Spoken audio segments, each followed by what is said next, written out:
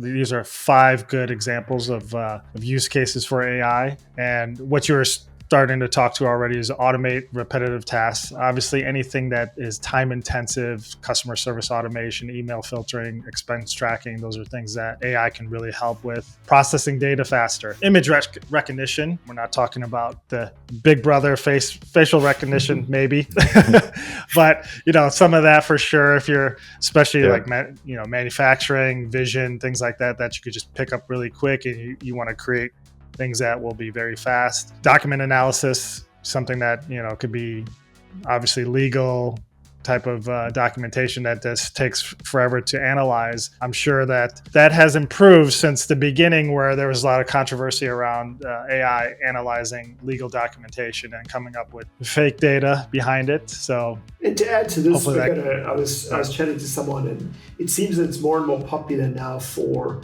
these sort of internal document analysis tools. If you have a massive library of digital documentation, you put together an internal only kind of AI chatbot, and it just helps you surface that knowledge. You could say, well, I remember, let's talk about legal. I remember we had a certain case where this was the outcome, and you can quickly find that case and summarize what the differences were with maybe another case. That is just such a game changer, because it would have taken you hours and hours to find that document, review it all, especially lengthy documents, opposed to getting a quick summary. For sure. And helping parents help their kids with homework. I'm not going to say that I don't use that, because I don't remember my fractions and how to add and subtract and divide those. I was about to say, who hasn't used that? Or I know I certainly have tried that. All right, this is the homework assignment. I'm going to hand you over to my son. Just walk him through it in very basic, while I can see something I'd rather be doing. But social media marketing is obviously that last one with processing data faster. I'm sure, depending on who you are, whether you're Facebook, Twitter, Instagram, OnlyFans, whatever, you're trying to use, AI to regulate that content. So that's interesting of how you program that. Improve uptime and reliability is another one. That could be from smart home monitoring, your vehicle diagnostics, health monitoring. So I think it's going to play a really big part, especially with when you get to health.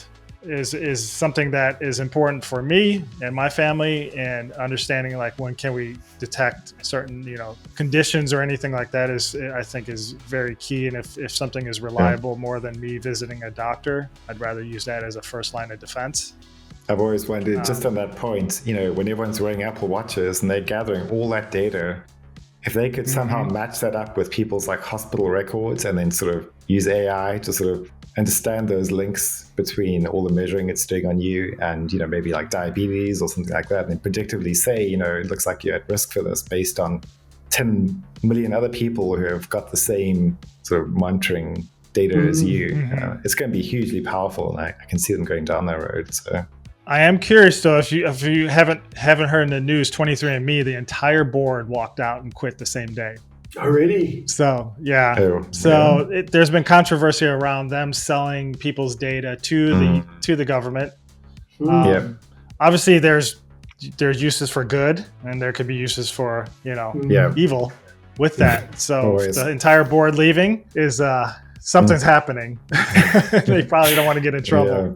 Yeah. The last two for good use cases are optimized resources. And that could be from energy management, inventory management, traffic management, things that, are, again, that take a lot of data that you want AI to scan and quickly figure out a more optimal way versus a human doing it. That's a great use case. And then the final one is the provide predictive smart insights.